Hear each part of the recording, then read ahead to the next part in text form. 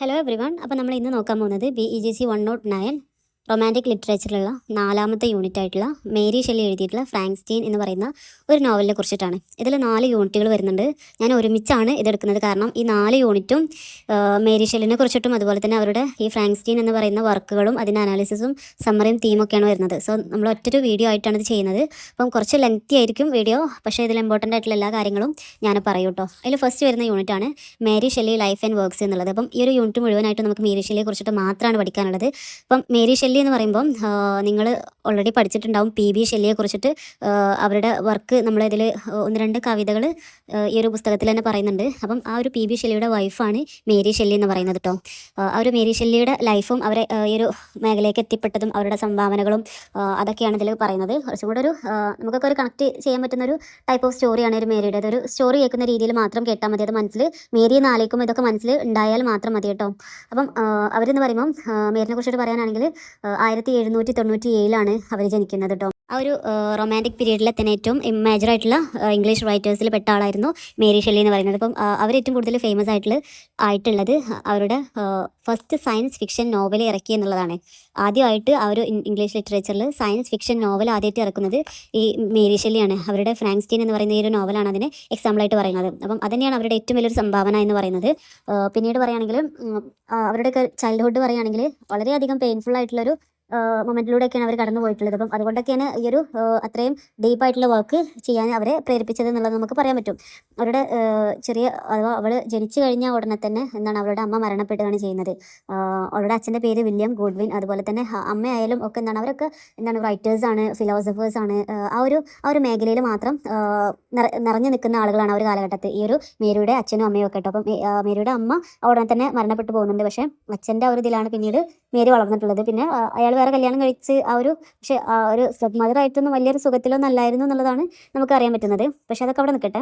അങ്ങനെ ഏതായാലും ഈ ഒരു റൈറ്റിംഗ് ആയിട്ടുള്ള നല്ല കണക്ഷൻ ആർക്കുണ്ട്? മേരിക്കുണ്ട്. കാരണം ബുക്കായിട്ട് അവൾ കൂടുതൽ അറ്റാച്ച്ഡ് ആണ്. കാരണം അവളുടെ ഫാമിലി ആയിക്കോട്ടെ ഫിലോസഫേഴ്സും റൈറ്റേഴ്സും ഒക്കെ ആണ്. അപ്പം ആ ഒരു മാതാപിതാക്കൾക്കും ഒക്കെ അവൾ സ്കൂളിൽ നിന്ന് പഠിക്കുന്നതിലായിട്ട് കൂടുതൽ ഫിലോസഫിയൊക്കെ കാര്യങ്ങളൊക്കെ അവൾ പഠിക്കുന്നത് അവളുടെ വീട്ടിൽ നിന്നുള്ളതാണെന്നുള്ളതാണ്. അപ്പം അങ്ങനത്തെ കൂടുതലായിട്ടുള്ള എന്താ പറയുക പഠിപ്പൊക്കെ അവളുടെ വീട്ടിൽ നിന്ന് തന്നെ കിട്ടിയിട്ടുള്ളത്. അപ്പം അവൾക്ക് അതുപോലെ തന്നെ പൊളിറ്റിക്കൽ കുറിച്ചിട്ടുള്ള ഐഡിയാസും എല്ലാ രീതിയിലും അവരുടെ ചെറുപ്പത്തിൽ തന്നെ അവൾ ഫുള്ള് സെറ്റായിട്ടാണ് ഉണ്ടായിരുന്നത്. അതുപോലെ തന്നെ ഒരുപാട് റൈറ്റേഴ്സിനെ കാണാനുള്ള ഒരു ഭാഗ്യം അവർക്ക് കിട്ടിയിട്ടുണ്ട്. കാരണം അയാൾ നല്ലൊരു റൈറ്ററാണ്. ആ ഒരു കാലഘട്ടത്തിൽ ഏറ്റവും ഇമ്പോർട്ടൻ്റ് ആയിട്ടുള്ള ഒരു റൈറ്ററായിരുന്നു ഇവരുടെ അച്ഛനെന്ന് പറയുന്നത്. അപ്പം അച്ഛനെ കാണാൻ വേണ്ടിയിട്ട് ഒരുപാട് ആളുകൾ ഇതുപോലത്തെ റൈറ്റേഴ്സൊക്കെ വീട്ടിലേക്ക് കയറി വരികയും അപ്പം അവരുമായിട്ട് നല്ലൊരു ബന്ധം പുലർത്തിയിരുന്ന ആളായിരുന്നു എന്നുള്ളതാണ്. അപ്പം ഇതൊക്കെ തന്നെയാണ് അവരെ പിന്നീട് ആ ഒരു മേഖലയിലേക്ക് തന്നെ എത്തിച്ചത് എന്നുള്ളതാണ്. അങ്ങനെ ഇരിക്കുകയാണ് നമ്മുടെ PB ഷെല്ലിയുമായിട്ട് അവൾ ലവിലാവുന്നത് എന്നുള്ളതാണ്. അപ്പം ഇതുപോലെ വീട്ടിലേക്ക് കയറി വരാറുണ്ടായിരിക്കാം മേ ബി. അപ്പം അങ്ങനെ അവർ തമ്മിൽ എന്തായാലും ലവ് ആവുകയാണ്. അതുപോലെ 16ാമത്തെ വയസ്സിൽ അവർ രണ്ടുപേരും കൂടെ ഒളിച്ചോടി പോവുകയാണെന്നുള്ളതാണ്. അപ്പം ഈ ഒരു പ്രശ്നം അവർ ഒളിച്ചോടി പോയ ഒരു പ്രശ്നം അവരുടെ വീട്ടിലും അതുപോലെ തന്നെ സൊസൈറ്റിയിലൊക്കെ ഭയങ്കര പ്രശ്നങ്ങൾ സൃഷ്ടിച്ചു എന്നുള്ളതാണ്. അപ്പം ആ ഒരു സൊസൈറ്റി മുഴുവനും അവളെ അകറ്റി എന്ന് പറയുന്നുണ്ട്. കാരണം എന്താ ചോദിച്ചാൽ ഈ ഒരു മാരീഡ് ആയിട്ടുള്ളൊരു മാനായിട്ടുള്ളൊരു റിലേഷനാണ് പറയുന്നത്. കാരണം PB ഷെല്ലി ആ ഒരു സമയമായപ്പം ഓൾറെഡി മാരീഡ് ആയിട്ടുള്ളൊരു വ്യക്തിയായിരുന്നു. സോ അതുകൊണ്ട് തന്നെ അതിനൊക്കെ കൂടുതലായിട്ടും ക്രിറ്റിസിസം അവൾക്ക് അവരുടെ സൊസൈറ്റിയിൽ നിന്നൊക്കെ കൂടുതലായിട്ട് കിട്ടിയിട്ടുണ്ടെന്നുള്ള പറയുന്നത്. അപ്പം അവരുടെ ഒരു മാരേജ് ലൈഫ് എന്ന് പറയുമ്പോൾ കൂടുതലായിട്ടും ഹാപ്പിനെസ് ഒക്കെ ഉണ്ടെങ്കിൽ പോലും ഒരുപാട് ഡിഫിക്കൽട്ടീസിലൂടെയൊക്കെയാണ് ഇങ്ങനെ കോംപ്ലക്സ് ആയിട്ടൊരു ലൈഫായിരുന്നു അവർക്ക് ഉണ്ടായിരുന്നത് എന്നുള്ളത്. അപ്പം അവളിങ്ങനെ ഒറ്റപ്പെട്ട, കാരണം എല്ലാവരും ഒരു അകറ്റപ്പെടുന്ന ഒരു സമീപനമാണ് സൊസൈറ്റിയിൽ നിന്ന് അവൾക്ക് ഉണ്ടായിരുന്നത്. അപ്പം അതുകൊണ്ട് തന്നെ ഒരു ഒറ്റപ്പെട്ട ലൈഫാണ് അവൾ കൂടുതലായിട്ടും അനുഭവിച്ചിട്ടുണ്ടായിരുന്നു. അപ്പം അതുകൊണ്ട് തന്നെ ഒരു ഇമോഷണലായിട്ടും അതുപോലെ തന്നെ ഇമാജിനേഷനിലൂടെയൊക്കെയുള്ള കൂടുതലായിട്ടൊരു ഡെപ്തും അവൾക്ക് തന്നെ സ്വയം കിട്ടിയിട്ടുണ്ട്. അതുപോലെ തന്നെ അവളുടെ കല്യാണം കഴിഞ്ഞ് അവൾക്ക് കുറച്ച് കുട്ടികളൊക്കെ ഉണ്ടായിട്ടുണ്ടെന്ന് പറയുന്നു. പക്ഷേ ആ ഒരു കുട്ടികളൊക്കെ ചെറിയ പ്രായത്തിൽ തന്നെ മരണപ്പെട്ടു പോകും. അങ്ങനെ ഒരു പ്രത്യേകതരം ഒരു ഇമോഷണൽ ട്രോമയൊക്കെ അതിലൂടെയൊക്കെ കടന്നു വന്ന ആളാണ് നമ്മുടെ മേരി ഷെല്ലി എന്ന് പറയുമ്പം. അപ്പം അതാണ് കൂടുതലായിട്ടും അവരെ ഈ ഒരു ഇമോഷണൽ ഡെപ്ത് അവർക്ക് കൊടുക്കാൻ അവരെ സഹായിച്ചിട്ടുള്ളത്. അപ്പം അതുപോലെ തന്നെ അവരുടെ ഹസ്ബൻഡായിട്ടുള്ള PB ഷെല്ലി, അദ്ദേഹത്തിൻ്റെ ഏകദേശം 29 വയസ്സാകുമ്പോഴാണ് അദ്ദേഹം ഒരു ഷിപ്പ് വർക്കിൽ പെട്ടിട്ട് മരിച്ചു പോകണം. അപ്പോൾ വളരെ ചെറിയ പ്രായത്തിൽ തന്നെ ഒരു വിഡോ ആയിട്ടും അവർ പിന്നീട് ജീവിച്ചു എന്നുള്ളതാണ്. അതിൽ തന്നെ അവൾ വീണ്ടും ഒരു കല്യാണം കഴിക്കാതെ തൻ്റെ റൈറ്റിങ്സിലും അതുപോലെ തന്നെ ഹസ്ബൻഡിൻ്റെ ഈ ഒരു റൈറ്റിങ്സിലൊക്കെ കൂടുതലായിട്ട് അതിനെ സംരക്ഷിച്ചും ഇതിൽ കൂടുതലായിട്ട് ഊന്നൽ നൽകിയിട്ടൊക്കെ ഉള്ള ഒരു ലൈഫായിരുന്നു. അവളുടെ മരണം വരെ അവൾ അങ്ങനെ ജീവിച്ച് പോന്നിട്ടുണ്ടായിരുന്നു എന്നുള്ളതാണ്. ഇതാണ് ഒരു മേരിയുടെ സ്റ്റോറി എന്ന് പറയുന്നത്. വളരെ കുറഞ്ഞ ഒരു കുടുംബജീവിതം മാത്രം അവൾക്ക് കിട്ടുള്ളൂ. പക്ഷേ പിന്നീട് ഒരു വിവാഹത്തിന് അവൾ തയ്യാറായിട്ടുള്ളൂ. പക്ഷേ ഒരു മകൻ അവർക്ക് ഉണ്ട് കേട്ടോ. അയാൾ മരിക്കുന്നതിന് മുമ്പ് തന്നെ ഒരു മകൻ ഉണ്ടായിരുന്നു എന്നുള്ളതാണ്. അപ്പം അതാണ് ഈ ഒരു മേരി ഷെല്ലിയുടെ ഒരു ലൈഫ് സ്റ്റോറി എന്ന് പറയുന്നത്. അപ്പം നമുക്കറിയാലോ, കല്യാണത്തിന് മുമ്പായിട്ട് ഒരുപാട് കണക്ഷൻ, അതുപോലെ പിന്നെ അതിന് ശേഷം പിന്നെ ഒളിച്ചോട്ടം, പിന്നീട് എന്താണ് ആ ഒരു സുഖജീവിതം. അപ്പോൾ പണത്തിൻ്റെ പ്രശ്നമായിരിക്കാം, സോഷ്യലുള്ള പ്രശ്നങ്ങളായിരിക്കാം. ആ ഒരു ആഫ്റ്റർ മാരേജ് എന്ന് പറയുമ്പം തീരെ ഒരു ഇതില്ലാത്തൊരു ഇതായിരുന്നു അവൾക്ക് കിട്ടിയിട്ടുണ്ടായിരുന്നു. അപ്പം അതുകൊണ്ട് തന്നെ ഒരു ഒറ്റപ്പെടലും ആ ഒരു വേദനയൊക്കെ എന്താണ് അവൾ കൂടുതലായിട്ട് ഇമോഷണലായിട്ട് ഡെപ്തായിട്ട് ചിന്തിക്കാൻ അവളെ പ്രേരിപ്പിച്ചു എന്നുള്ളത്. അപ്പം അത് ആ ഒരു തോട്ട് അവരുടെ വർക്കിൽ നമുക്ക് കാണാൻ പറ്റുന്നുള്ളതാണ് അവരുടെ ഒരു സ്റ്റോറി എന്ന് പറയുമ്പോൾ. ഇത് ജസ്റ്റ് ഒന്ന് മനസ്സിലാക്കി വെക്കുക, അങ്ങനെയൊക്കെ ആയിരുന്നു എന്നുള്ളത്. അപ്പം ഈ ഒരു യൂണിറ്റ് മുഴുവനായിട്ടും അവരുടെ ടീനേജും ലവും അവരുടെ എൻഡും അങ്ങനത്തെ കാര്യങ്ങളൊക്കെയാണ് പറയുന്നത്. ഞാൻ ഒറ്റ സ്റ്റോറി ആയിട്ട് ജസ്റ്റ് ഒന്ന് പറഞ്ഞു തന്നു എന്ന് മാത്രം. ഞാൻ രണ്ടാമത്തെ യൂണിറ്റിൽ പറയുന്നത് ഫ്രാങ്ക്സ്റ്റീൻ എ ഗോതിക് നോവൽ എന്നുള്ളതാണ് പറയുന്നത്. അപ്പം നമുക്ക് ഫ്രാങ്ക്സ്റ്റീനെ കുറിച്ചിട്ടാണ് പഠിക്കാനുള്ളത്. അപ്പോൾ ഫ്രാങ്ക്സ്റ്റീൻ എന്ന് പറയുന്ന ഒരു നോവലിൽ എന്താണ് പറയുന്നത് എന്നുള്ളത് നമുക്കൊന്ന് നോക്കാം. ഈ ഒരു നോവൽ എന്ന് പറയുമ്പം ഇതിൽ ഹൊറർ ഉണ്ട്, സയൻസ് ഉണ്ട്, ട്രാജഡി ഉണ്ട്, അതുപോലെ തന്നെ ഒരു റൊമാൻറ്റിക് ഐഡിയാസൊക്കെ ഒത്തുകൂട്ടിയിട്ടുള്ളൊരു സംഭവമാണ് ഈ ഒരു നോവൽ എന്ന് പറയുന്നത് കേട്ടോ. ഒരു സയൻസിൻ്റെ ഒരു കഥയാണ്, സയൻറ്റിസ്റ്റ് ആയിട്ടുള്ള ഒരു ആളെ കഥയാണ് ഇതിൽ പറയുന്നത്. ജസ്റ്റ് എന്ന് പറയുകയാണെങ്കിൽ അദ്ദേഹത്തിന് ഏറ്റവും വലിയൊരു ആഗ്രഹം എന്തെങ്കിലും ഒരു ജീവിയെ ഉണ്ടാക്കണം, ജീവനുള്ള എന്തെങ്കിലും ജീവിയെ ഉണ്ടാക്കണം. അങ്ങനെ ഒരു ജീവിയെ അദ്ദേഹം ഉണ്ടാക്കുകയും പിന്നീട് എന്താണ് അതുകൊണ്ട് ആകെ ഇടങ്ങേറാവുന്നൊരു അവസ്ഥയാണ് ഇതിലൂടെ പറയുന്നത് കേട്ടോ. അപ്പം നമുക്ക് ഫസ്റ്റായിട്ട് പറയുകയാണെങ്കിൽ ഈ ഒരു നോവൽ ബിഗിൻ ചെയ്യുമ്പോൾ തന്നെ നമുക്ക് കാണാൻ പറ്റുന്നത് ലോകം മുഴുവൻ ചുറ്റി സഞ്ചരിക്കുന്ന ഒരു എക്സ്പ്ലോറർ ആയിട്ടുള്ള റോബർട്ട് വാൾട്ടനെയാണ്. അപ്പം ഈ ഒരു സ്റ്റോറി എന്ന് പറയുന്നത് സ്റ്റോറി വിത്തിൻ ദ സ്റ്റോറിയാണ്, ഒരു ഫ്രെയിം സ്റ്റോറി എന്നുള്ള രീതിയിലാണ് ഇത് വരുന്നത്. കാരണം ഒരു കഥയിൽ തന്നെ മറ്റൊരു കഥ പറയുന്നൊരു സമീപനാണ് ഈ ഒരു നോവലിനുള്ളത് എന്നുള്ളതാണ്. അപ്പം ഫസ്റ്റ് നമുക്ക് കാണാൻ പറ്റുന്നത് ആരെയാണ്? റോബർട്ട് വാൾട്ടനെയാണ്. അദ്ദേഹം ഒരു സഞ്ചാരിയാണ്. അപ്പം അദ്ദേഹം ഇങ്ങനെ ലോകം മുഴുവൻ ഇങ്ങനെ സഞ്ചരിക്കുകയാണ്. അപ്പം അയാൾ സഞ്ചരിക്കുന്നത് ആർട്ടിക് സമുദ്രത്തിലേക്കുള്ള ഒരു പാതയിലാണ് അദ്ദേഹം സഞ്ചരിക്കുന്നത് എന്നുള്ളതാണ്.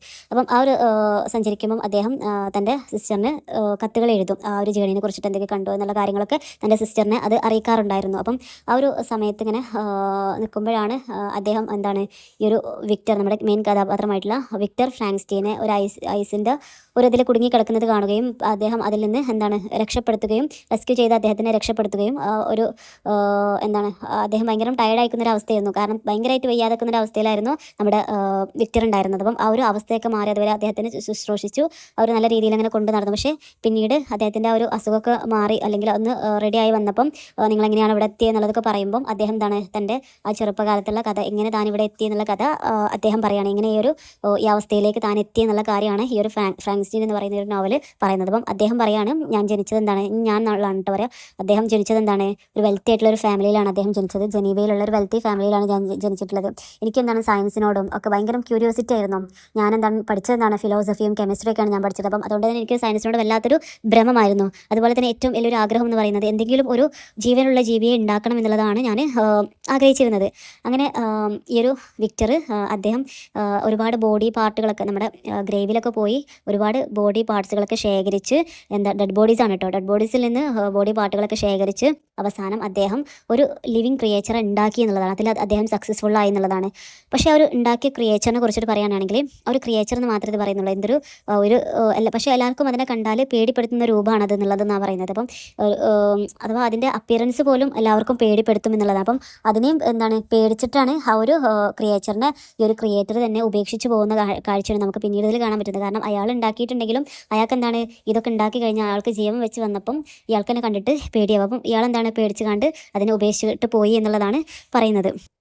പക്ഷേ ഈ ഒരു ക്രിയേച്ചറിനെ കുറിച്ചിട്ട് പറയാനാണെങ്കിൽ അത് ഭയങ്കര ഒരു ക്ലവർ ആയിട്ടുള്ള അല്ലെങ്കിൽ ഒരു ഭയങ്കര ഇൻ്റലിജൻ്റ് ആയിട്ടുള്ളൊരു വ്യക്തിയാണ്. കാരണം നമ്മൾ ചെറിയ കുട്ടികൾ ജനിക്കുമ്പം എന്തായിരിക്കും അവരുടെ മെമ്മറി ഫുൾ എന്തായിരിക്കും ബ്ലാങ്ക് ആയിരിക്കില്ല. അത് പിന്നീട് എന്താണ് എക്സ്പീരിയൻസിലൂടെയും അതുപോലെ തന്നെ അവരുടെ ഒരു എന്താ പറയുക അവരുടെ ഒരു കഴിവിലൂടെയൊക്കെയാണ് ആ ഒരു ഇത് വളർത്തിയെടുക്കാന്ന് പറയുമ്പം അതുപോലെയായിരുന്നു. അപ്പം അവന് ഭയങ്കര ഇൻ്റലിജൻ്റ് ഉണ്ടായിരുന്നു. അതുപോലെ തന്നെ അതുകൊണ്ട് തന്നെ ലാംഗ്വേജൊക്കെ പഠിക്കാൻ പെട്ടെന്ന് കഴിഞ്ഞിരുന്നു എന്നുള്ളത്. അപ്പം ആദ്യമൊന്നും അവൻ അതൊന്നും അറിയില്ലായിരുന്നു.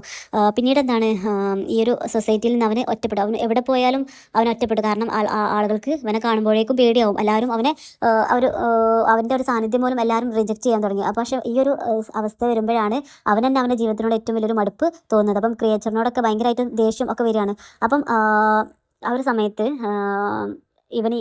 അവന് ശരിക്കും ഈ മനുഷ്യന്മാരുടെ ഇമോഷൻസിനെ കുറിച്ചിട്ടും ലാംഗ്വേജിനെ കുറിച്ചിട്ടൊന്നും അറിയില്ലായിരുന്നു. അപ്പം അങ്ങനെ അവനെ ആരും കാണാതെ ഒരു പൂറായിട്ടുള്ളൊരു ഫാമിലിനെ കുറിച്ചിട്ട് പറയുന്നുണ്ട്. ആ ഒരു ഫാമിലീൻ്റെ സംഭാഷണങ്ങളും അതുപോലെ തന്നെ അവരുടെ ഇമോഷൻസ് ഒക്കെ കണ്ട് പഠിച്ച് ഇവനെന്താണ് മനുഷ്യന്മാരുടെ ഇമോഷൻ എന്താണെന്ന് മനസ്സിലായതുപോലെ തന്നെ ലാംഗ്വേജും പഠിച്ചെടുത്തു എന്നുള്ളതാണ്. അപ്പം ആളുകളോട് കൈകാര്യം ചെയ്യാനുള്ള ലാംഗ്വേജൊക്കെ അവന് പഠിച്ചെടുത്തു എന്നുള്ളതാണ്. പക്ഷേ എങ്കിൽ പോലും എന്താണ് സൊസൈറ്റിയിൽ നിന്ന് അവനെ വല്ലാതെ റിജക്റ്റ് ചെയ്തു. അപ്പം ഇതാണ് അവൻ്റെ ദേഷ്യം കൂട്ടാനും അതുപോലെ തന്നെ ഭയങ്കര ഒരു പ്രതികാര ബുദ്ധി അവനിൽ ഉണ്ടാക്കാനും ഒക്കെ അവനെ നയിച്ചിട്ടുള്ളത് ഈ ഒരു അവസ്ഥയാണ്, ഈ ഒരു ഒറ്റപ്പെടലാണെന്നുള്ളതാണ് പറയുന്നത്. അപ്പം അവന് ഈ ഒരു വിക്ടർ ഫ്രാങ്ക്സ്റ്റീനോട് പറയുന്നുണ്ട്, എനിക്കൊരു കമ്പാനിയൻ വേണം, അല്ലെങ്കിൽ ഒരു ലേഡി സുഹൃത്ത്, ഒരു സുഹൃത്തിനെ എനിക്ക് ഉണ്ടാക്കി തരണം, എന്നാൽ ഞാൻ നിങ്ങൾ ആരെയും ബുദ്ധിമുട്ടിക്കാൻ വേണ്ടിയിട്ട് എവിടെയും വരുന്നില്ല, ഞാൻ എൻ്റെ ഫാമിലിയായിട്ട് ഞാൻ അങ്ങനെ ജീവിച്ചു പോകും, അതുകൊണ്ട് എനിക്കൊരു ലേഡി കമ്പാനിയൻ ഉണ്ടാക്കി തരണം എന്ന് പറയണം. അപ്പം ഈ ഒരു കാര്യം ആദ്യം പറയുമ്പോൾ നമ്മുടെ വിക്ടർ ഫ്രാങ്ക്സ്റ്റീന് സമ്മതിക്കാണ്. കാരണം ഒന്നുണ്ടാക്കി കൊടുത്തു കഴിഞ്ഞാൽ പിന്നെ മനുഷ്യന്മാരെ ബുദ്ധിമുട്ടിക്കാൻ വരില്ലല്ലോ. അപ്പം ഒന്നുണ്ടാക്കി കൊടുക്കാമെന്ന് വിചാരിച്ചു.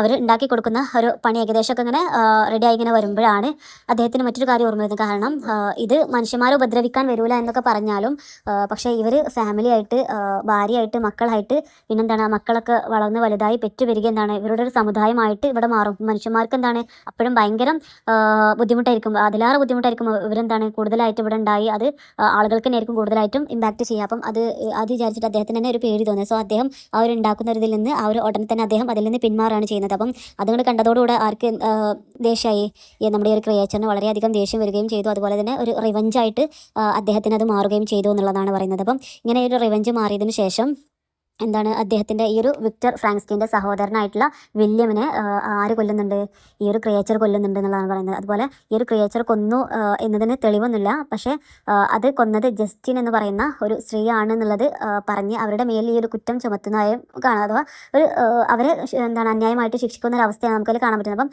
ഈ ഒരു ക്രിയേച്ചറാണെന്ന് കൊന്നത് എന്നുള്ളത് ഇയാൾക്ക് അറിയില്ല, നമ്മുടെ വിക്ടർ ഫ്രാങ്ക്സ്റ്റീൻ അറിയില്ല. ഒരാളായിട്ട് കൊല്ലപ്പെട്ടു, അങ്ങനെ ഒരു പെണ്ണിനെ അതിൽ നിന്ന് പിടിക്കുകയും ചെയ്തു. അപ്പം അത് അവർ കൊന്നതാണെന്നുള്ളതാണ് നമ്മുടെ വിക്ടർ വിചാരിക്കുന്നത്. പക്ഷേ പിന്നീട് എന്താണ് വിക്ടറിൻ്റെ സുഹൃത്തായിട്ടുള്ള ക്ലർവെലിനെയും കൊല്ലുന്നുണ്ട്. അതുപോലെ തന്നെ വിക്ടറിൻ്റെ ഭാര്യയായിട്ടുള്ള എലിസബത്ത്, അവരുടെ വിവാഹ ദിവസം തന്നെ അന്ന് രാത്രി തന്നെ എലിസബത്തിനെ അദ്ദേഹം കൊല്ലുന്നുണ്ട്, ആ ഒരു ക്രിയേച്ചർ കൊല്ലുന്നുണ്ടെന്നുള്ളത്. അപ്പം ഇതോടുകൂടെ എന്താണ് വിക്ടറിന് അവൻ്റെ ജീവിതം തന്നെ ഒരു മടുത്ത, കാരണം തൻ്റെ അടുത്ത സുഹൃത്തുക്കളും അടുത്ത ഫാമിലിയിലുള്ള ആളുകൾ മുഴുവനും മരണപ്പെടുകയാണ്. ഈ ഒരു വാർത്ത കേൾക്കുമ്പോൾ തന്നെ ഇവരുടെ ഈ ഒരു വിക്ടറിൻ്റെ അച്ഛന് സങ്കടം കൊണ്ട് നെഞ്ചു പൊട്ടി മരിക്കുന്നുണ്ട് കേട്ടോ. അപ്പം ഈ ഒരു മരണങ്ങളൊക്കെ എന്താണ് അദ്ദേഹത്തെ കൂടുതലായിട്ട് തളർത്താൻ തുടങ്ങി എന്നുള്ളതാണ്. അപ്പം പിന്നീട് അദ്ദേഹം ഒരു പ്രതിജ്ഞ ചെയ്യുകയാണ്, എങ്ങനെയെങ്കിലും അവനെ പിന്തുടർന്ന് അവനെ ഇല്ലാതാക്കണമെങ്കിൽ മാത്രമേ തനിക്കൊരു സമാധാന ജീവിതം ഉണ്ടാവൂ എന്നുള്ളത് അദ്ദേഹം ചിന്തിച്ചിട്ടാണ് പിന്നീട് ഈ ഒരു ക്രിയേച്ചറിൻ്റെ പിന്നാലെ പോകുന്നതും അദ്ദേഹത്തിന് എന്താണ് അദ്ദേഹം ഭയങ്കര ടയേർഡ് ആവുന്നതും ഒക്കെ. അപ്പം ഈ ഒരു കഥ അങ്ങനെ പറഞ്ഞ് തീരുമ്പോൾ തന്നെ അദ്ദേഹം ആ ഒരു ഷിപ്പിൽ വെച്ചിട്ട് മരണപ്പെടുന്നതായിട്ടാണ് നമുക്ക് കാണാൻ പറ്റുന്നത്. അപ്പം ഇയാൾ മരിച്ച് എന്നറിയുമ്പം ആ ക്രിയേച്ചർ അങ്ങോട്ട് വരുന്നുണ്ട്. അദ്ദേഹം എന്താണ് ഭയങ്കര ഗിൽറ്റി ആയിട്ട് പെരുമാറുന്നുണ്ട്. കാരണം ആ ഒരു ദുഃഖം രേഖപ്പെടുത്തുന്നത് കാരണം തൻ്റെ ക്രിയേറ്റർ ആയിരുന്നല്ലോ. അപ്പം ആ ഒരു ദുഃഖം അദ്ദേഹം ആ ക്രിയേച്ചർ അവിടെ രേഖപ്പെടുത്തുന്നു എന്നുള്ളതാണ്. അപ്പം താൻ ഇങ്ങനെ ആവാൻ കാരണം എന്താണെന്നുള്ളതും തന്നെക്കൊണ്ട് എന്താണ് അങ്ങനെ ചെയ്യിപ്പിച്ചത്. അപ്പോൾ ഒറ്റപ്പെടലിൻ്റെ വേദനയൊക്കെയാണ് അവിടെ പറയുന്നത്. അപ്പം അങ്ങനെ ഒറ്റക്കായി നിൽക്കുമ്പം താൻ അങ്ങനെ ദേഷ്യം കൊണ്ട് ചെയ്തതാണെന്നുള്ള കാര്യങ്ങളൊക്കെ അദ്ദേഹത്തിൻ്റെ കാര്യങ്ങളൊക്കെ തുറന്ന് പറഞ്ഞ് അദ്ദേഹം അവസാനം ആ ഒരു സീയിലേക്ക്, അല്ലെങ്കിൽ ആ ഒരു മിറ്റീരിയൻ സീയിലേക്ക് എന്താണ് അദ്ദേഹം ആത്മഹത്യ ചെയ്യാൻ വേണ്ടിയിട്ട് പോയി എന്നുള്ളതാണ്. അതുപോലെ തന്നെ ശരിക്കും ഈ ഒരു നോവലിൻ്റെ എൻഡ് എന്താണ് ഇവരുടെ കഥയല്ല, ശരിക്കും ഈ ഒരു വാൾട്ടൻ്റെ കഥയാണ് പറയുന്നത്. കാരണം ആ ഒരു വാൾട്ടൻ എന്താണ് അദ്ദേഹം കൂടുതലായിട്ട് സാഹസികത യാത്രകളൊക്കെ പോകാൻ ഇഷ്ടപ്പെടുന്ന, അല്ലെങ്കിൽ അതിനെ മാത്രം നോക്കുന്ന ഒരു അംബീഷ്യസ് ആയിട്ടുള്ളൊരു വ്യക്തി കൂടെയാണ് ഈ ഒരു വാൾട്ടൻ എന്ന് പറയുന്നത്. അപ്പം അദ്ദേഹം ഈ ഒരു അദ്ദേഹത്തിൻ്റെ ട്രാജഡി കേട്ടപ്പോൾ എന്താണ് അദ്ദേഹത്തിന് തന്നെ മൈൻഡ് മാറി. അദ്ദേഹം ആ ഒരു യാത്ര നിർത്തിയിട്ട് സ്വന്തം നാട്ടിലേക്ക് തിരിക്കുന്നു എന്ന് പറഞ്ഞിട്ടാണ് ഈ ഒരു നോവൽ അവസാനിക്കുന്നത്. അപ്പം ഇതാണ് ഒരു നോവലിൻ്റെ ഒരു ഇതിവൃത്തം എന്ന് പറയുന്നത്. പിന്നീട് നമുക്ക് രണ്ടാമത്തെ യൂണിറ്റിൽ തന്നെ ഒരു ഗോതിക് ലിറ്ററേച്ചർ എന്ന് പറയുന്നുണ്ട്. ഒരു ഗോതിക് ലിറ്ററേച്ചർ എന്ന് പറയുമ്പോൾ ഒന്നുകൂടെ ഒരു പേടിപ്പെടുത്തുന്ന ഒരു നമ്മൾക്ക് പ്രേതകഥ എന്നൊക്കെ പറയില്ല, ഒരു സംഭവം ആലോചിച്ചു. അതാണ് ഒരു ഗോതിക് ലിറ്ററേച്ചർ എന്നതുകൊണ്ട് ഉദ്ദേശിക്കുന്നത്. അപ്പം ഈ അതിൻ്റെ ഒരു പ്രത്യേകത എന്ന് പറയുന്നത് എന്താണ്, ഒരു പേടിപ്പെടുത്തുന്ന ഒരു അറ്റ്മോസ്ഫിയർ ഓഫ് ഫിയർ എന്നുള്ളതാണ്. അപ്പം പേടിപ്പെടുത്തുന്ന ഒരു അറ്റ്മോസ്ഫിയർ ആയിരിക്കും അതുണ്ടാവും. അതുപോലെ തന്നെ മിസ്റ്ററി ഉണ്ടാവും, ഹൊറർ ഉണ്ടാവും, അതുപോലെ സസ്പെൻസ് ഉണ്ടാവും. ഇതൊക്കെ പാടെ ഒരുമിച്ച് വരുമ്പോഴാണ് അതൊരു ഗോതിക് ലിറ്ററേച്ചർ ആയിട്ട് മാറുള്ളൂ. അതുപോലെ തന്നെ അതിൻ്റെ ഒരു ഡാർക്ക് സെറ്റിങ്സ് ഇതൊക്കെ എന്താണ് ഒന്നുകൂടെ ഒരു ഭയം വായിക്കുന്ന ആളുകൾക്ക്, അതുപോലെ തന്നെ സൂപ്പർ നാച്ചുറൽ ആയിട്ടുള്ള എലമെൻസിൻ്റെ ഒക്കെ അതിനൊക്കെ ഉൾപ്പെടുത്തുന്നത് എന്താണ് ഒന്നുകൂടെ നമുക്കൊരു പേടിപ്പെടുത്തുന്ന അനുഭവങ്ങളൊക്കെ നമുക്ക് കൂടുതലായിട്ട് തരും എന്നുള്ളതാണ്. അപ്പം ഇതാണ് ഒരു ഗോതിക് ലിറ്ററേച്ചർ എന്ന് പറയുമ്പം ഇങ്ങനത്തെ സംഭവങ്ങളൊക്കെ അടങ്ങിയിട്ടുള്ള ഒരു ലിറ്ററേച്ചറിനെയാണ് എന്ന് പറയുന്നത് ഗോതിക് ലിറ്ററേച്ചർ എന്ന് പറയുന്നത്.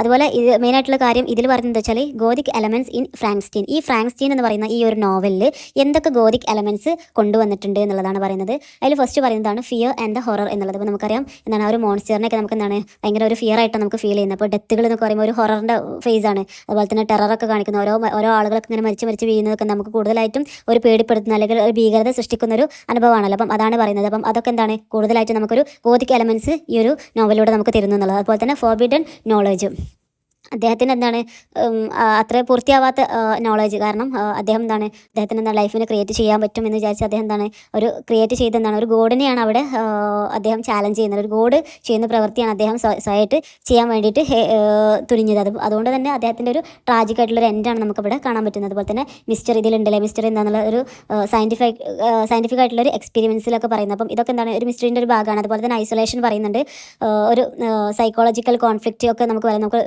വിക്ടർ ആയാലും അതുപോലെ തന്നെ നമ്മുടെ ഈ ഒരു ക്രിയേച്ചർ ആയാലും ഒരുപാട് രണ്ടുപേരും ഒരുപോലെ എന്താണ് ഐസൊലേഷനിൽ ഒരു ഏകാന്തതയിൽ കഴിഞ്ഞിരുന്ന ആളുകളാണ്. അപ്പം ബോത്ത് രണ്ടാളും എന്താണ് ആ ഒരു ഇതിൽ കഴിഞ്ഞിരുന്നത്. അപ്പം ഇതൊക്കെ അതിൽ പറയുന്നുണ്ട്. അതുപോലെ തന്നെ ഒരു ഡാർക്ക് സെറ്റിങ്സ്, ആ ഒരു ആർട്ടിക് റീജിയനൊക്കെ നമുക്ക് ഒന്നും കൂടി ഒരു ഡാർക്ക് ആയിട്ടുള്ള സെറ്റിങ്സാണ് നമ്മൾ മൈൻഡിലേക്ക് വരുന്നത്. അപ്പം അതുപോലെ തന്നെ ഇതൊരു ഫ്രെയിം നെറേറ്റീവാണ്. ഞാൻ നേരത്തെ പറഞ്ഞ പോലെ വാൾട്ടന് അദ്ദേഹത്തിൻ്റെ കഥ പറയുന്നുണ്ട്. അതുപോലെ തന്നെ ഇതിൽ ശരിക്കുള്ള നെറേറ്ററായിട്ട് വിക്ടറിനെയും പറയുന്നുണ്ട്. അപ്പം അത് പറയുന്നുണ്ട്. അപ്പം അതാണ് ഒരു രണ്ടാമത്തെ യൂണിറ്റിൽ പറയുന്നത്. ദെൻ മൂന്നാമത്തെ യൂണിറ്റിൽ പറയുന്നതിൻ്റെ ഒരു സമ്മറിയും അതുപോലെ തന്നെ അനാലിസിസ് ആണ്. ഇപ്പോൾ നമ്മൾ നേരത്തെ പറഞ്ഞ പോലെ ആദ്യം തന്നെ നമുക്ക് കാണാൻ പറ്റുന്നത് വാൾട്ടനെയാണ്. അദ്ദേഹം വിക്ടറിനെ മീറ്റ് ചെയ്യുന്നുണ്ട്. ഒരു ഐസിൽ നിന്ന് റെസ്ക്യൂ ചെയ്ത് അദ്ദേഹത്തിനെ രക്ഷിക്കുന്നുണ്ട്. അദ്ദേഹത്തിൻ്റെ ഏർലി ലൈഫിനെ കുറിച്ചിട്ട് പറയുന്നുണ്ട്. നമ്മുടെ എലിസബത്തുമായിട്ട് നേരത്തെ പറഞ്ഞിട്ടില്ല, എലിസബത്തുമായിട്ട് അദ്ദേഹം എന്താണ് ഫോൾസ് ഇൻ ലവ് ആയിരുന്നു എന്നുള്ളത്. അപ്പം ആ ഒരു പെൺകുട്ടിയെ സ്നേഹിച്ചിരുന്നു. അതുപോലെ അദ്ദേഹത്തിൻ്റെ ഒരു അമിതമായിട്ടുള്ള ഒരു ആഗ്രഹം, തനിക്ക് എന്തെങ്കിലും ഒരു ലിവിങ് ക്രിയേച്ചർ ഉണ്ടാക്കണം എന്നുള്ളൊരു ആഗ്രഹം കാരണം അദ്ദേഹം ഗ്രേവ്സിൽ പോയിട്ട് എന്താണ് ബോഡി പാർട്ടുകളൊക്കെ കളക്ട് ചെയ്യുന്നു. അങ്ങനെ ഒരു ഏകദേശം ഒരു 8 അടിയോളം വരുന്നൊരു ക്രിയേച്ചറാണ് അദ്ദേഹം ഉണ്ടാക്കുന്നത് എന്നുള്ളതാണ്. അപ്പം അത് ഭയങ്കര പേടിപ്പെടുത്തുന്ന ഒരു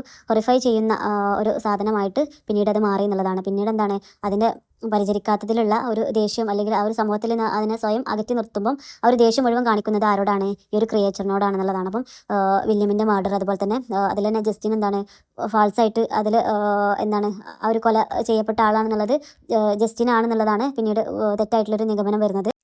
പിന്നീട് എന്താണ് സമൂഹത്തിൽ നിന്നും അതുപോലെ തന്നെ ആ സൊസൈറ്റിയിൽ നിന്നൊക്കെ അദ്ദേഹത്തിനെ അകറ്റി നിർത്തുകയാണ് എല്ലാവരും കൂടെ ചെയ്യുന്നത്. അപ്പം അദ്ദേഹം ഒരു ആരും കാണാതെ ഒരു ഫാമിലീനെ നിരീക്ഷിച്ച് അവരുടെ ഹ്യൂമൻ ഇമോഷൻസിനെയും കുറിച്ചിട്ടും അതുപോലെ തന്നെ ഹ്യൂമൻ ലാംഗ്വേജിനൊക്കെ കൂടുതലായിട്ട് പഠിച്ച് പിന്നീട് എന്താണ് നമ്മുടെ ഒരു വിക്ടറെ സമീപിക്കുന്നുണ്ട്. എനിക്കൊരു കമ്പാനിയൻഷിപ്പ് വേണം എന്ന് പറഞ്ഞിട്ട്. അപ്പം ആദ്യം വിക്ടർ അത് സമ്മതിക്കുന്നു. കാരണം തൻ്റെ ശല്യം ഒഴിഞ്ഞു പോയല്ലോ എന്ന് വിചാരിച്ചിട്ട് അതിന് വേണ്ടിയിട്ട് സമ്മതിക്കുന്നുണ്ട്. പക്ഷേ പിന്നീട് ആലോചിക്കുമ്പോഴാണ് ഇത് എന്താണ് ഒരു പെറ്റുപെരുക്കി എന്താണ് ഒരു ഫാമിലി ഉണ്ടായി കഴിഞ്ഞാൽ അത് മനുഷ്യരാശിക്ക് തന്നെയാണ് ഏറ്റവും കൂടുതലായിട്ട് ബാഡായിട്ട് എഫക്റ്റ് ചെയ്യാം. സോ താനിത് ചെയ്യാൻ പാടില്ല എന്ന് അദ്ദേഹത്തിന് തോന്നുകയും താനത് പകുതിയിൽ വെച്ച് നിർത്തുകയും ചെയ്യുന്നുണ്ട്. അപ്പം ആ ഒരു സമയത്ത് നമ്മുടെ ക്രിയേച്ചർ എന്താണ് റിവെഞ്ച് പറയുന്നുണ്ട്. എന്താ പറയുന്നത് വെച്ചാൽ I will be with you on your wedding night, ഞാൻ നിൻ്റെ കല്യാണത്തിൻ്റെ അന്ന് രാത്രി ഞാൻ അവിടെ ഉണ്ടാവും എന്നുള്ള കാര്യം ഒരു റിവെഞ്ച് രീതിയിൽ അദ്ദേഹം അവിടെ പറയുന്നുണ്ട്. അപ്പം പിന്നീടാണ് ഈ ഒരു ക്രിയേച്ചർ അദ്ദേഹത്തിൻ്റെ എന്താണ് സഹോദരനായിട്ടുള്ള വില്യമിനെ കൊല്ലുന്നുണ്ട്. അതുപോലെ തന്നെ ക്ലെർവലിനെ കൊല്ലുന്നുണ്ട്. അദ്ദേഹത്തിൻ്റെ ബെസ്റ്റ് ഫ്രണ്ടാണ് കേട്ടോ ക്ലെർവൽ. അതുപോലെ തന്നെ എലിസബത്തിനെയും കൊല്ലുന്നുണ്ട്. അപ്പം ഈ ഒരു ഇവരുടെയൊക്കെ മരണം കാരണം അതൊരു സങ്കടം സഹിക്കാൻ പറ്റാതെ അദ്ദേഹത്തിൻ്റെ അച്ഛനും മരണപ്പെട്ടു പോകുന്നുണ്ട്. അപ്പം അദ്ദേഹം വിചാരിച്ചു ഈ ഒരു ക്രിയേച്ചറിനെ എങ്ങനെയെങ്കിലും ചേസ് ചെയ്ത് ഇതിനെ പിടിക്കണം, കാരണം അല്ലെങ്കിൽ ഇത് തനിക്ക് തന്നെയാണ് ഏറ്റവും വലിയ ആപത്തുണ്ടാവുക എന്നുള്ളത് അദ്ദേഹം വിചാരിച്ചു. പിന്നെ അദ്ദേഹത്തിൻ്റെ പുറകെ പോകാൻ തുടങ്ങി. ആ ഒരു സമയത്താണ് അദ്ദേഹം ഒരു ഇതിലകപ്പെടുകയും അദ്ദേഹത്തിനെ നമ്മുടെ വാൾട്ടൻ റെസ്ക്യൂ ചെയ്യുകയും പിന്നീട് എന്താണ് അദ്ദേഹം ആ ഒരു ഷിപ്പിൽ തന്നെ കിടന്ന് മരിക്കുന്നതായിട്ടാണ് നമുക്ക് കാണുന്നത്. അപ്പം മരണവിവരം അറിഞ്ഞ് ഈ ഒരു ക്രിയേച്ചർ അദ്ദേഹത്തിനെ കാണാൻ വേണ്ടിയിട്ട് വരികയും വളരെയധികം സങ്കടം രേഖപ്പെടുത്തുകയും ഒക്കെ ചെയ്യുന്നുണ്ട്. അങ്ങനെ വാൾട്ടനോട് നടന്നുള്ള കാര്യങ്ങൾ തൻ്റെ ഇമോഷൻസിനെ കുറിച്ചിട്ടുമൊക്കെ പറയും. അങ്ങനെ സ്വയം അദ്ദേഹം തന്നെ അദ്ദേഹത്തിനെ ഇല്ലാതാക്കാൻ സ്വയം തീരുമാനിക്കുകയും ആത്മഹത്യ ചെയ്യാൻ വേണ്ടിയിട്ട് അങ്ങനെ പോകുന്നതായിട്ടാണ് നമുക്ക് കാണാൻ പറ്റുന്നത്. അതുപോലെ തന്നെ ലാസ്റ്റ് നമ്മുടെ വാൾട്ടൻ എന്താണ് അദ്ദേഹത്തിൻ്റെ നാട്ടിലേക്ക് തന്നെ തിരിച്ച് പോവുകയാണ്. കാരണം അദ്ദേഹം വളരെ അംബീഷ്യസ് ആയിട്ടുള്ളൊരു വ്യക്തിയായിരുന്നു. അപ്പം അദ്ദേഹം ഈ ഒരു അദ്ദേഹത്തിൻ്റെ ട്രാജിക് എൻഡ് കണ്ടതോടുകൂടെ തന്നെ അത്രയും അംബീഷ്യസ് ആവാൻ പാടില്ല എന്നുള്ള കാര്യം മനസ്സിലാക്കി എന്താണ് അദ്ദേഹം തന്നെ നാട്ടിലേക്ക് തന്നെ തിരിച്ചു പോകുന്നതായിട്ടാണ് ഈ ഒരു നോവലിൽ നമുക്ക് കാണാൻ പറ്റുന്നത്. അതുപോലെ ഇതിൽ വരുന്ന വേറൊരു കാര്യമാണ് ക്യാരക്ടേഴ്സ്. മേ ബി ക്യാരക്ടേഴ്സ് ചോദിക്കാം. എന്താണ് ക്യാരക്ടേഴ്സ് മെയിനായിട്ട് ഫസ്റ്റ് പറയുന്നത് നമ്മുടെ വിക്ടർ ഫ്രാങ്ക്സ്റ്റീൻ തന്നെയാണല്ലേ. അപ്പം അദ്ദേഹമാണ് ഇതിലെ ഒരു പ്രൊട്ടഗോണിസ്റ്റ് എന്ന് പറയുന്നത്. അദ്ദേഹം ഒരു സയൻറ്റിസ്റ്റ് ആണ്.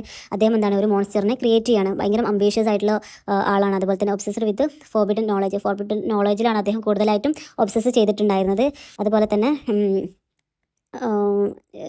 അദ്ദേഹത്തിൻ്റെ റെസ്പോൺസിബിലിറ്റി മുഴുവൻ നെഗ്ലക്റ്റ് ചെയ്തിട്ട് ഒരു ക്രിയേറ്റർ ആവാൻ പറ്റുക എപ്പോഴാണ് നമ്മൾ ഉണ്ടാക്കുന്ന സാധനത്തിൻ്റെ റെസ്പോൺസിബിലിറ്റി മുഴുവൻ നമുക്ക് ഏറ്റെടുക്കാൻ പറ്റുമെങ്കിൽ മാത്രമാണ് നമ്മൾ ഒരു നല്ല ക്രിയേറ്റർ ആവുള്ളൂ. അപ്പം അതുകൊണ്ട് തന്നെ അദ്ദേഹം എന്താണ് പിന്നെ നമുക്ക് കാണാൻ പറ്റുന്നത് ഭയങ്കര ഗിൽറ്റി ആയിട്ടുള്ള ഒരു ഫിയർ ആയിട്ടുള്ള ഒരു മെൻ്റൽ ഒരു ഇത് അനുഭവിക്കുന്ന ഒരാളായിട്ടാണ് നമുക്ക് പിന്നീട് അത് കാണാൻ പറ്റുന്നത്. അതുപോലെ തന്നെ അദ്ദേഹം എലിസബത്തായിട്ട് ലവ് ചെയ്യുന്നതും പിന്നീട് എന്താണ് അവൾ മരിക്കുന്നതൊക്കെ ആയിട്ട് നമുക്ക് കാണാൻ പറ്റുന്നുണ്ട്. നെക്സ്റ്റ് ഇമ്പോർട്ടൻ്റ് ആയിട്ടുള്ള ക്യാരക്ടറാണ് ദ മോൺസ്റ്റർ എന്ന് പറയുന്നത്.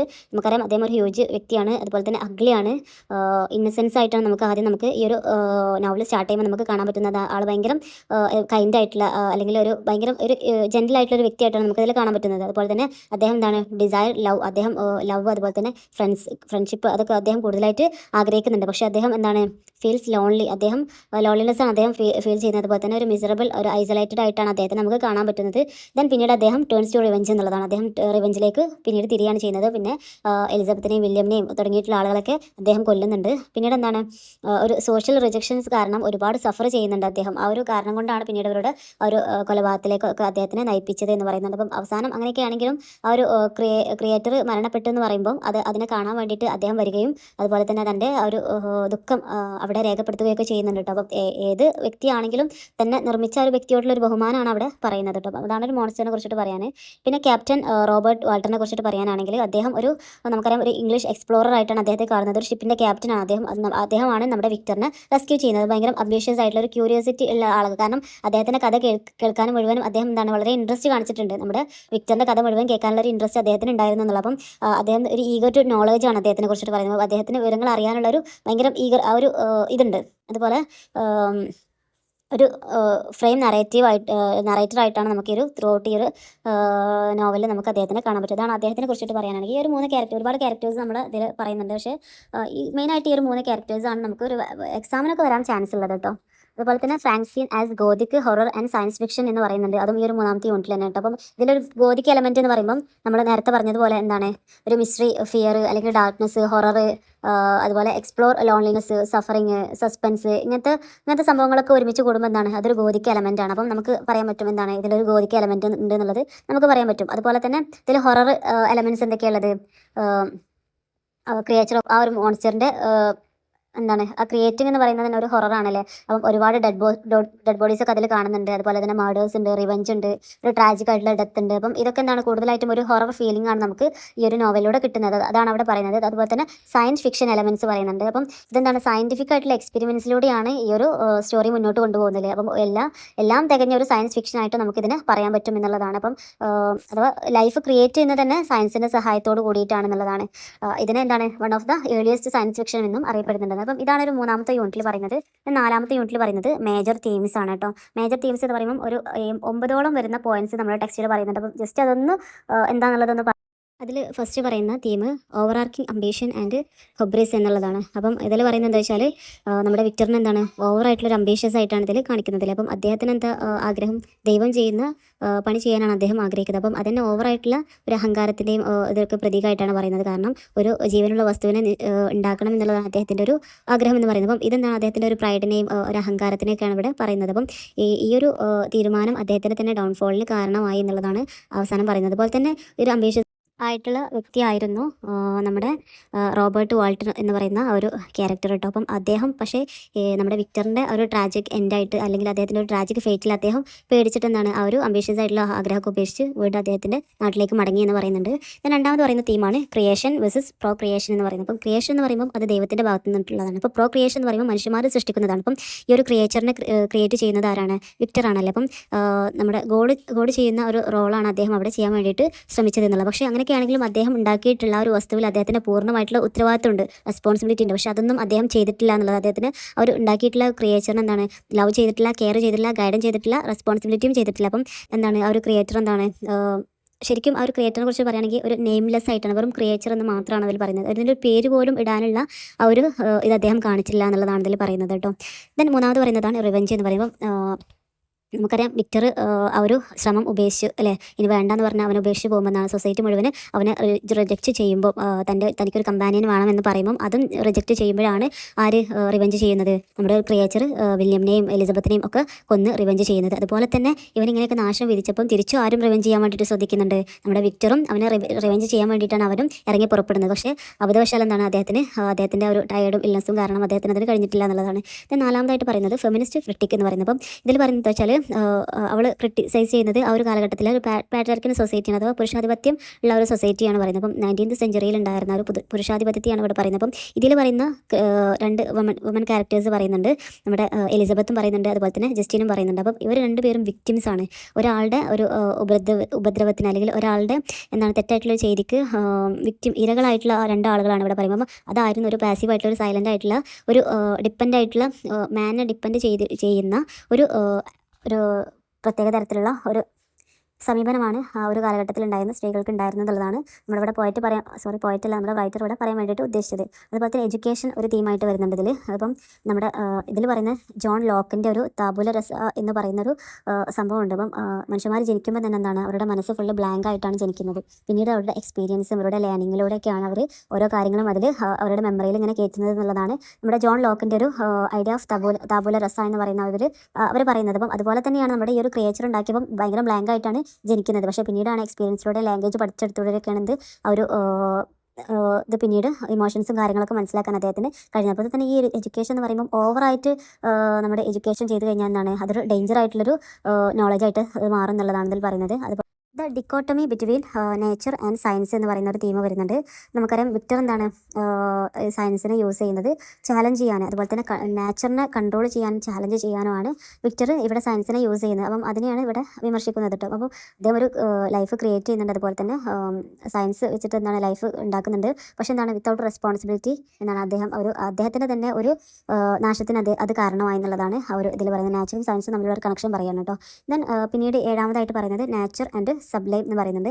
അഥവാ നേച്ചർ എന്ന് പറയുന്നത് ഒരു സോഴ്സ് ഓഫ് ബ്യൂട്ടി ആയിട്ടാണ് നമ്മൾ എല്ലാ പോയറ്റ്സും ഇതിനെ പറയുന്നെങ്കിൽ ഇവർ ഒരു പവർഫുൾ ഫോഴ്സ് ആയിട്ടാണ് ഇവിടെ പറയുന്നത്. കാരണം ഒരു ലേക്സ്, ഫോറസ്റ്റ്, ഒരു മൗണ്ടെയിൻസ് എന്നൊക്കെ പറയുമ്പം ഭയങ്കര ഒരു ഫിയർഫുൾ ആയിട്ടുള്ള ഒരു പ്രത്യേകതരം ഒരു പവർഫുള്ളാണ് നമുക്ക് ഇതിലൂടെ നേച്ചറിൻ്റെ കാണാൻ പറ്റുക. അപ്പം ആ രീതിയിലാണ് നേച്ചർ ഇവിടെ ആക്ട് ചെയ്യുന്നത് എന്നുള്ളതാണ് പറയുന്നത്. ദെൻ എട്ടാമതായിട്ട് പറയുന്നത് മോൺസ്റ്റർ ആൻഡ് മോൺസ്ട്രോസിറ്റി എന്ന് പറയുന്നുണ്ട്. അഥവാ അപ്പം ഈ ഒരു മോൺസ്റ്റർ എന്ന് പറയുമ്പോൾ ശരിക്കും മോൺസ്റ്റർ ആണെങ്കിലും അദ്ദേഹത്തിന് ഒരു മോൺസ്റ്ററസ് ആയിട്ട് ആർക്കും ഫീൽ ചെയ്തില്ല. കാരണം അദ്ദേഹം ഭയങ്കര കൈൻഡ് ആയിട്ടായിരുന്നു ആദ്യം ഉണ്ടായിരുന്നത്. പക്ഷേ പിന്നീട് അദ്ദേഹത്തിൻ്റെ ഒരു ലോൺലിനെസ് ആണ് അദ്ദേഹത്തിന് മോൺസ്റ്ററസ് ആയിട്ട് ഫീൽ ചെയ്യാൻ അദ്ദേഹത്തിന് വഴിവെച്ചത് എന്നുള്ളതാണ് പറയുന്നത് കേട്ടോ. അപ്പോൾ ശരിക്കും ഇതിൽ മോൺസ്റ്ററസ് ആയിട്ടുള്ള ആൾ എന്ന് പറയുന്നത് വിക്ടർ ഫ്രാങ്ക്സ്റ്റീൻ ആണെന്നുള്ളതാണ് ഇവിടെ ഒരു തീമായിട്ട് പറയുന്നത്. ദെൻ ഐസൊലേഷൻ ആൻഡ് സൊസൈറ്റി എന്ന് പറയുമ്പോൾ രണ്ടുപേരും ഐസൊലേഷനിലും സൊസൈറ്റിയിൽ അനുഭവിച്ചിട്ടുണ്ട്. നമ്മുടെ ക്രിയേറ്റർ ആയിക്കോട്ടെ അല്ലെങ്കിൽ ക്രിയേച്ചർ ആയിക്കോട്ടെ, രണ്ടുപേരും ആ ഒരു സൊസൈറ്റിയിൽ ആ ഒരു ഒറ്റപ്പെടൽ അനുഭവിച്ചിട്ടുണ്ട് എന്നുള്ളതാണ് ഇതിൽ പറയുന്നത്. അപ്പം ഇതോടുകൂടെ ഈ ഒരു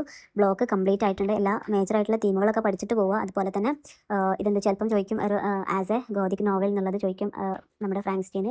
അപ്പം അങ്ങനത്തെ കാര്യങ്ങളൊക്കെ ആയിരിക്കും കൂടുതലായിട്ട് ചോദിക്കാനും ചാൻസ് ഉണ്ടാവുക. അപ്പം ഇതിൻ്റെ സ്റ്റോറി മാത്രം അറിഞ്ഞിരിക്കുക. അതുപോലെ തന്നെ ഇങ്ങനത്തെ കാര്യങ്ങളൊന്ന് ജസ്റ്റ് ഒന്ന് നോക്കി പോവുക. അതന്നെ ഈ ഒരു ഭാഗത്ത് നിന്ന് വരുന്ന ക്വസ്റ്റ്യൻസ് ഒക്കെ നമുക്ക് നല്ല രീതിയിൽ തന്നെ അറ്റൻഡ് ചെയ്യാൻ പറ്റും. അതുപോലെ തന്നെ ആ ഒരു ക്യാരക്ടേഴ്സിൻ്റെ പേര് ഇതൊക്കെ മാത്രം ഒന്ന് ആലോചിച്ച് വെക്കുക. എന്തെങ്കിലും ഡൗട്ടുള്ള കാര്യങ്ങളൊക്കെ ഉണ്ടെങ്കിൽ തീർച്ചയായിട്ടും കമൻറ്റിൽ അറിയിക്കാം കേട്ടോ.